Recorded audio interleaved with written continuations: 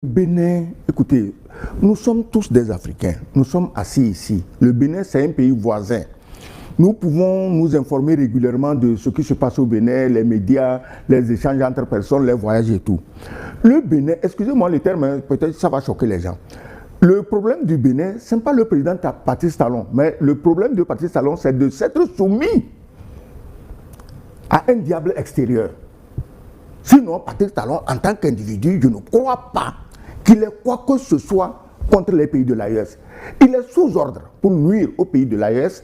Et si le nouveau président commence à reconnaître d'abord, comme l'a reconnu le journal Le Monde, qu'il y a l'armée française au nord du Bénin, que l'armée française non seulement entraîne les troupes béninoises, ce qui est très bon, mais combat aussi directement le JNIM sur le terrain, ce qui est encore mieux.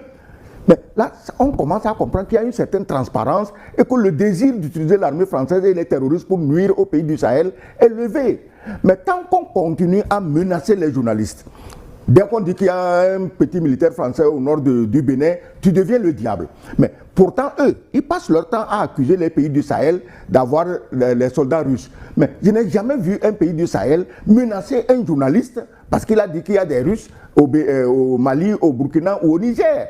Ça veut dire quoi? Ça veut dire que les pays du Sahel, même s'ils faisaient venir des soldats russes, c'est pour leur propre sécurité et non avec l'intention d'agresser un pays voisin.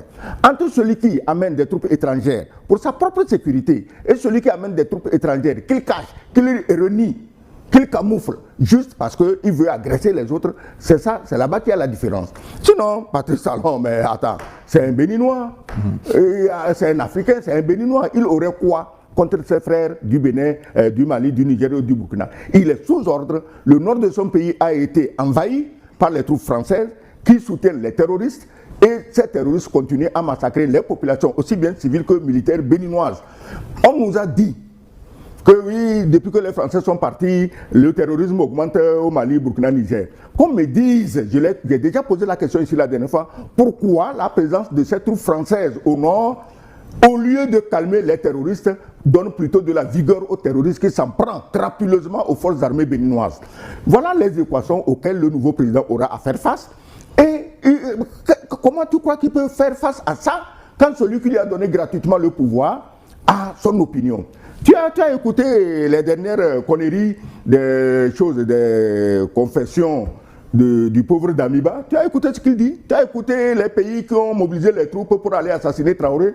Mais quand il y a des choses comme ça, qu'on échange des ambassadeurs ou non, qu'on fasse ceci ou non, la vraie intention première reste. Parce qu'il faut que les pays africains continuent à être exploités, saignés à blanc,